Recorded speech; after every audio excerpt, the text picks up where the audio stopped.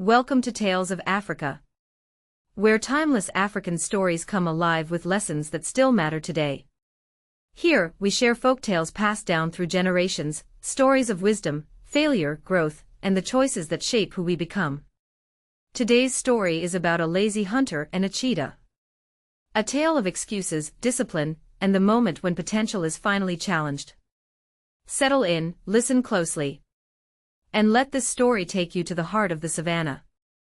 In the wide savannah, a hunter named Bako was known not for skill, but for excuses.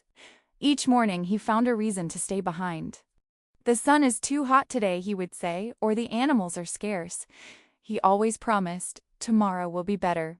Lazy days became lazy weeks, and lazy weeks became a way of life. Bako survived because others shared their bounty.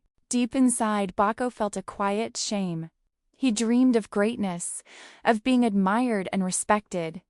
One afternoon, wandering aimlessly beyond the village, Bako saw something unusual.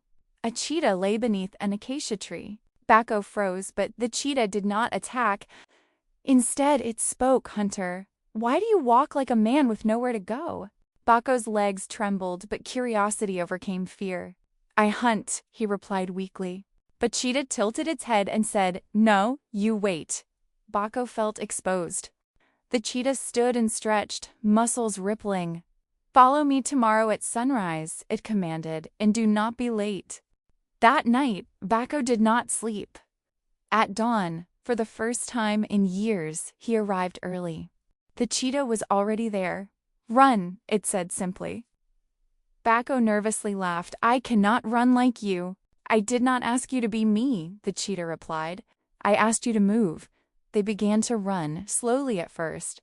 His lungs burned, his legs screamed. His excuses echoed in his mind, but he kept going. They stopped near a herd of antelope. "Watch," the cheetah whispered. It observed, calculated, and moved with purpose. The cheetah returned, successful. "Speed is useless without timing," it explained.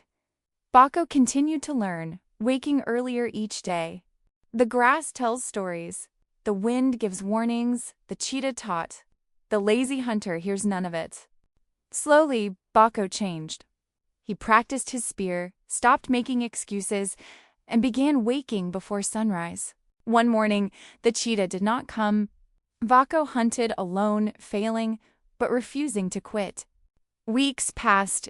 Bako finally returned to the village with meat of his own. The people stared in disbelief.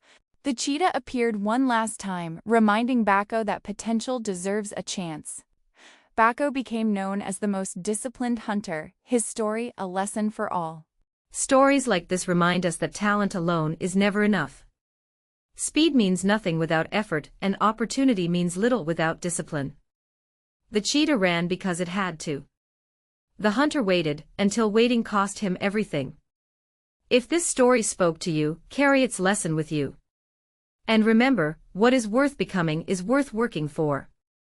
Thank you for listening to Tales of Africa.